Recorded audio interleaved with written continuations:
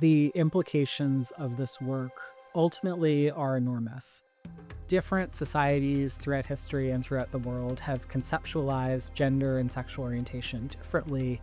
Some version of being LGBTQ has existed throughout the world, throughout history, and will always exist throughout the world and throughout history. The Yale LGBTQ Mental Health Initiative brings together the best scientists in the world and equips us with the time, resources, community partnerships, and space to advance the science of LGBTQ mental health locally, nationally, and around the globe.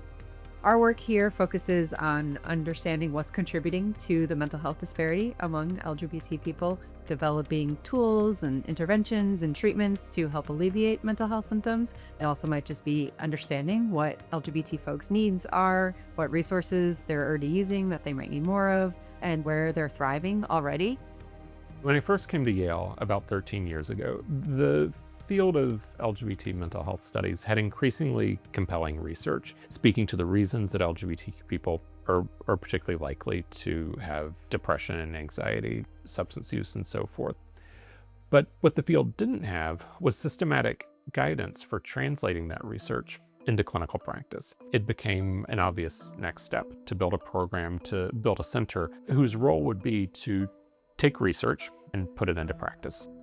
Something that the initiative does really well is bringing together people from different perspectives as a team. Physicians, psychologists, public health people like me, sociologists, social workers, putting all of those people in the room to think together about really challenging and complex problems is how we ultimately end up getting breakthroughs that change people's lives. LGBT people might not see the impact of research on their day-to-day lives, but they're probably glad that it exists. We're in a time currently in the US where that research can't be taken for granted. And even though we may not see researchers and scholars and scientists doing their work on a day-to-day basis, when it disappears, we'll know. If we don't put our resources and support into this initiative, I worry we're going to kind of go backward, and some of these inequities will grow even more than they were 20 years ago.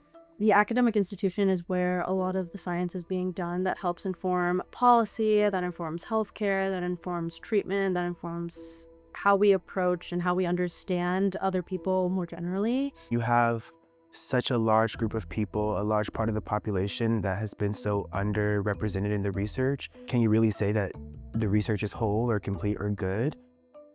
To me, the whole reason to do research is because it helps create pathways to create a healthier society. And this work is part of that.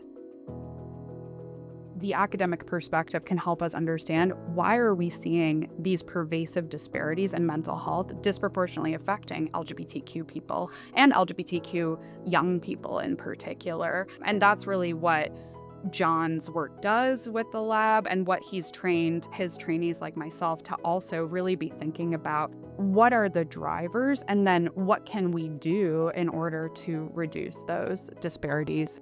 The Yale LGBTQ Mental Health Initiative is doing a variety of studies and a variety of types of studies. One big centerpiece is the work to develop, test, and implement LGBTQ affirmative cognitive behavioral therapy.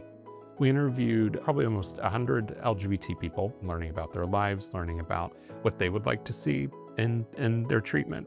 We interviewed dozens of mental health providers who had spent their entire careers working with LGBT people. And we packaged all of that community wisdom and that clinical wisdom together with the tried and true principles and techniques of cognitive behavioral therapy and put that together into a treatment that we then tested in several randomized controlled trials. These were the first RCTs ever conducted on a mental health approach specifically for LGBT people, which is perhaps a little surprising since that was only maybe 13 years ago.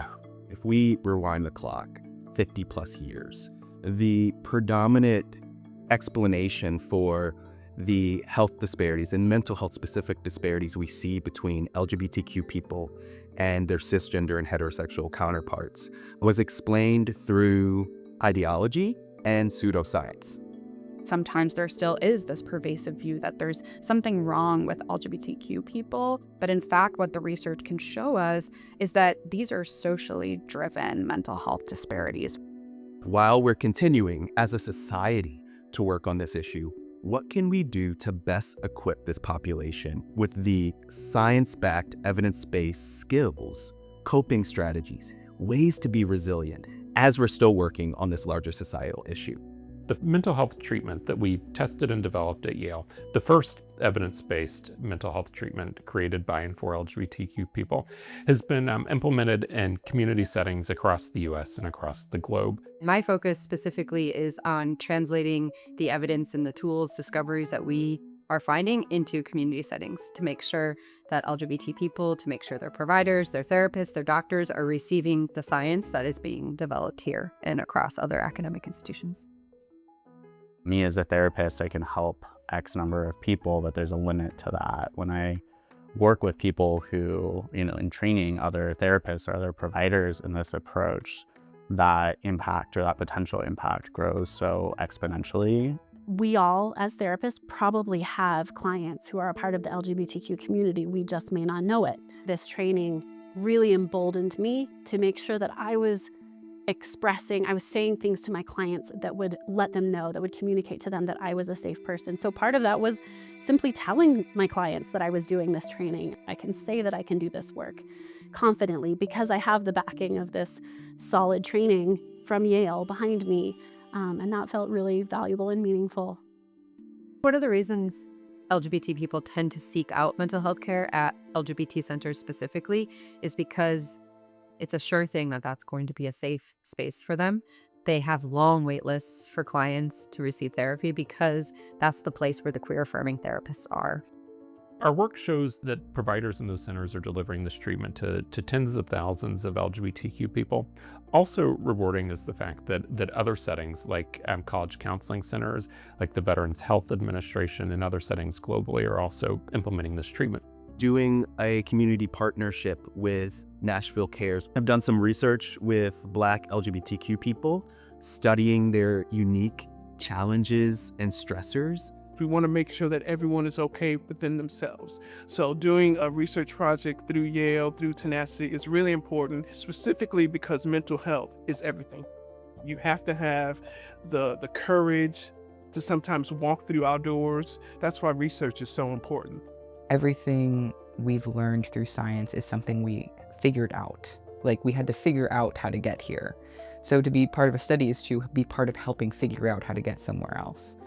I only hoped that the study itself would benefit from my presence as much as I might benefit from its existence. We see that people continue to have enduring benefits from the therapies that are offered. They also, in some cases, build new relationships. I, for one, do quite a bit of research on group psychotherapies, which brings people together in new ways. There were the few of them who weren't really invested in the community. And during the last session, they were like, well, you know what, maybe I will finally go to a Pride event. It was extremely impactful to be amongst people who reminded me that we're all learning all the time about who we are and where we fit. It was about community. It was about what can we learn from one another. Just approaching the topic is really hard for people because everyone has a different idea. When you say mental health, they're thinking something's really wrong with me. It doesn't have to mean that. I have trauma, and that's okay, right? We live in a very traumatizing world, and there are exercises and people that are able to help me with that. Still today, our research shows that the majority of LGBT people around the world are completely closeted, meaning they've told no one or very few people about this important part of their lives. The possibility for that reality to decrease in our lifetime disappears without a group of people who's working to reduce the isolation and loneliness and fear that's ultimately driving statistics like that.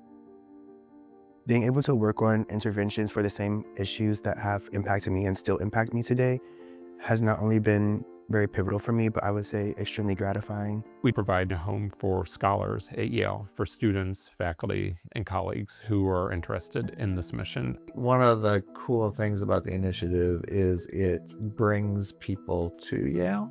Almost all the applicants that I see, whether those are faculty, whether those postdocs, whether that's students, when I ask them why coming to Yale, it is because of this initiative, and they would go to wherever this initiative is.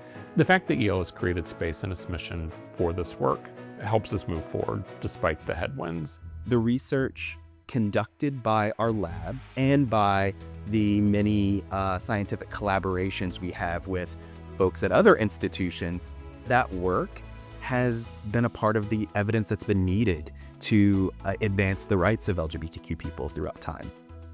Bringing together a research team like that in the Yale LGBTQ Mental Health Initiative is time and money intensive.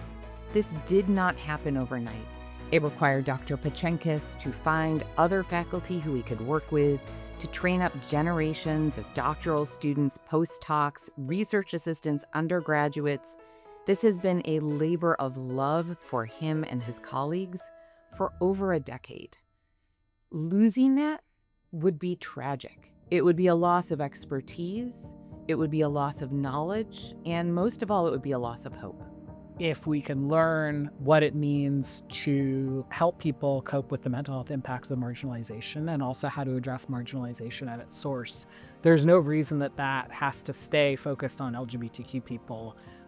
That can be expanded to many people, many different experiences of marginalization, which of course often operate in concert with one another. And so when we're thinking about LGBTQ mental health, we're already thinking about the mental health impacts of racism, we're thinking about the mental health impacts of sexism or ableism, and so on and so forth.